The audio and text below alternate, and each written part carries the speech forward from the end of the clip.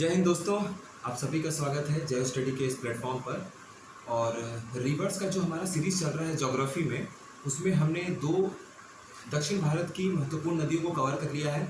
उसमें आपका पहला है गोदावरी और एक हमने कृष्णा नदी। ये दोनों नदियों को हमने कवर कर लिया था और हमने आपसे कहा था कि कावेरी नदी के साथ हम मिलेंगे। तो आज का हमारा टॉपिक है कावेरी नदी का। और कावेरी नदी के बाद हम महानदी को देखेंगे। तो ये चार महत्वपूर्ण नदियाँ जो कि आपके दक्षिण भारत के हिसाब से, और पेनिनसुलर इंडिया आप बोल सकते हैं, मध्य भारत से लेके दक्षिण भारत तक में सबसे चार महत्वपूर्ण नदियों और उनकी जो सहायक नदियाँ हैं, जो ट्रिब्यूटरीज हैं, उनको भी हम देख लेंगे।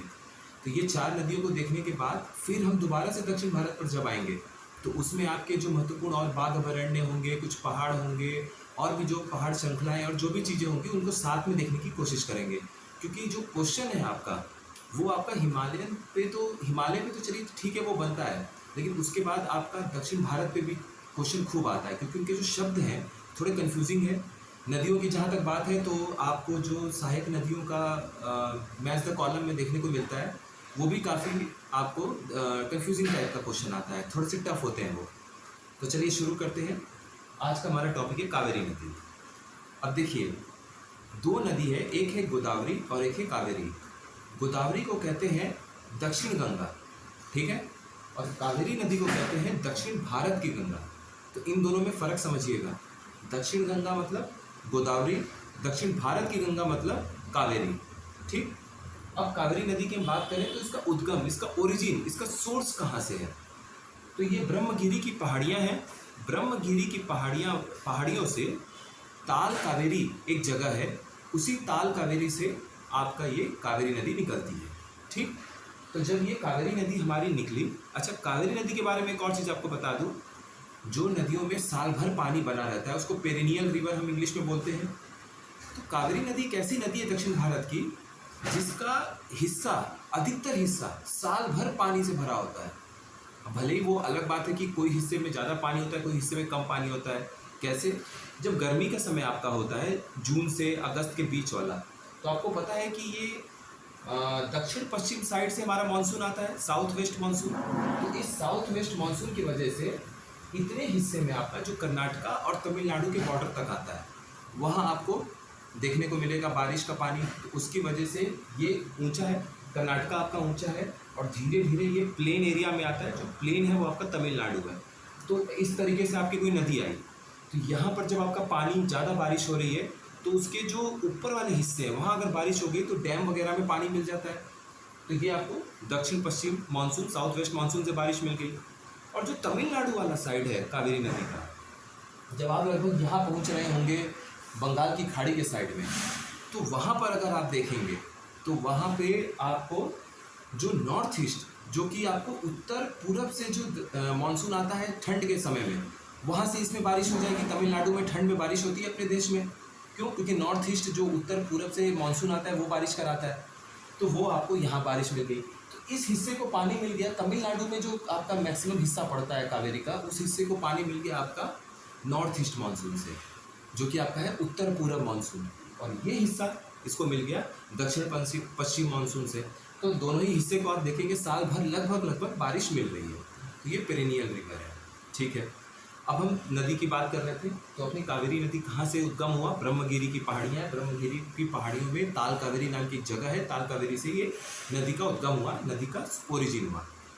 जैसे ही ये कावेरी नदी आगे बढ़ती है, सबसे पहले आप यहाँ देखिए, अब ये नदी का चेहरा है।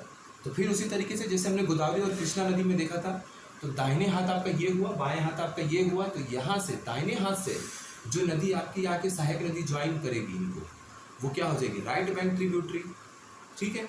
और जो बाएं हाथ से आके वो लेफ्ट बैंक ट्रिब्यूटरी। दाहिने और बाएं दो तट से नदियाँ आ रही हैं। तो जो राइट बैंक ट्रिब्यूटरी में आपका किसका नाम होगा? लक्ष्मण तीर्थ। तो लक्ष्मण तीर्थ नदी किसकी सहायक नदी है? कावेरी नदी की।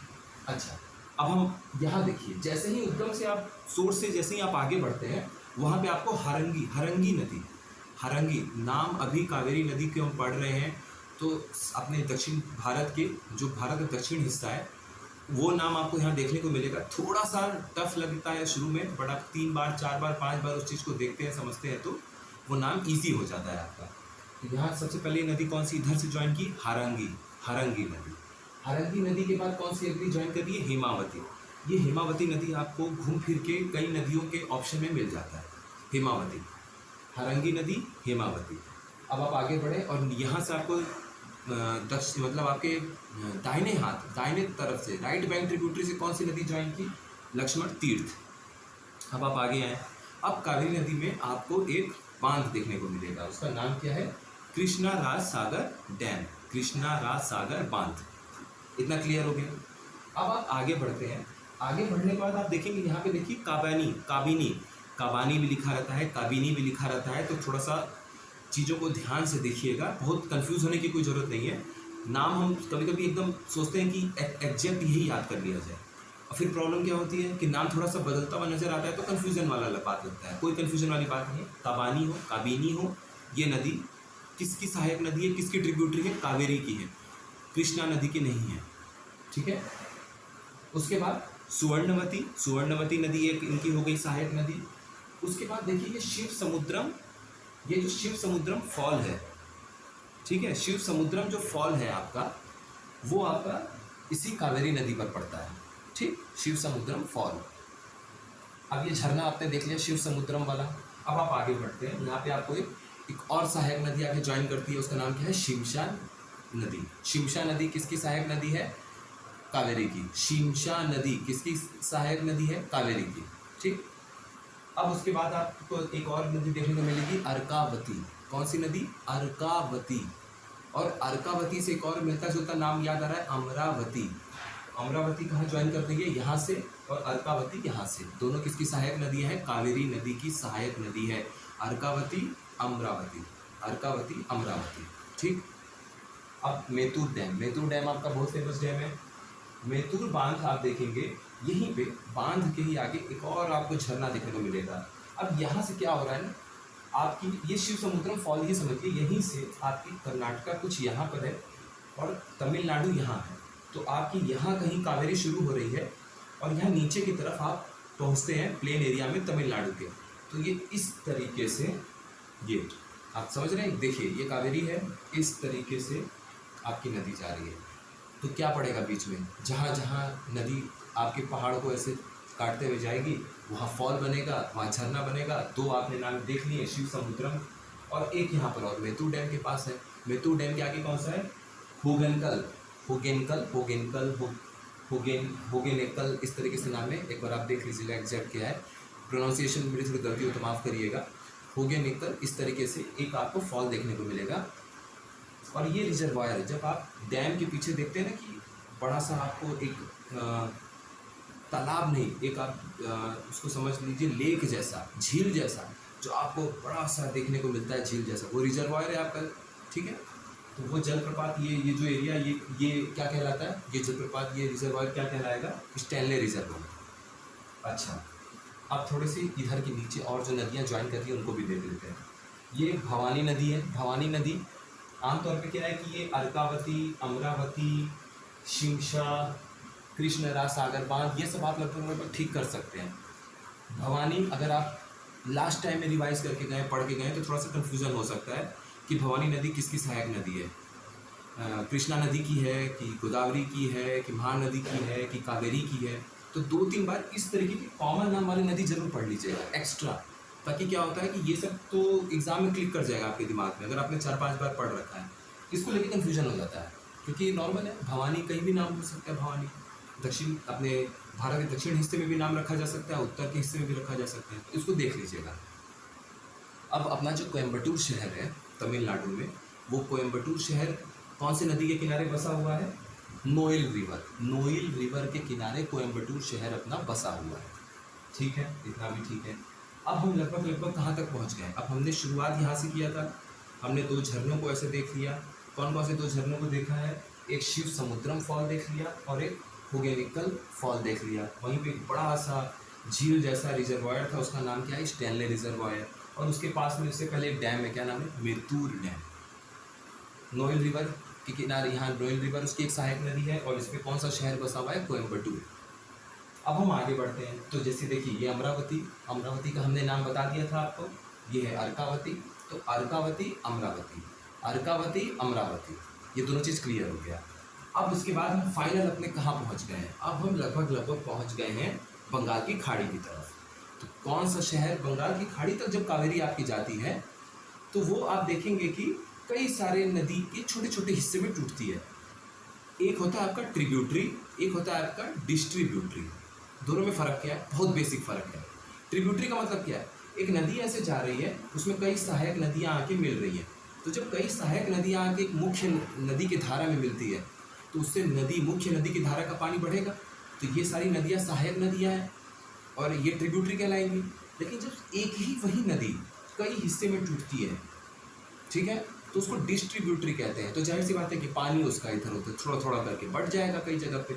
तो जब बंगाल की खाड़ी तक ये पहुंच गई नदी, तो नदी ने शुरुआत कहाँ से किया था? पेनिनसुलर प्लेट्यू से। ये इस एरिया से शुरू किया। तो कर्नाटका के पत्थर तो बहुत मजबूत है, वो तो बहुत पुराने हैं। तो उन पत्थरों को काटना आसान नहीं है नदी के लिए। धीरे धीरे वो आएगी नदी। जब यहाँ लगभग पहुँच जाएगी अपने अंत तक, तो ये सिल्ट सैंड डिपॉजिट करना है, इनको काटना है, कोई बड़ी बात नहीं है।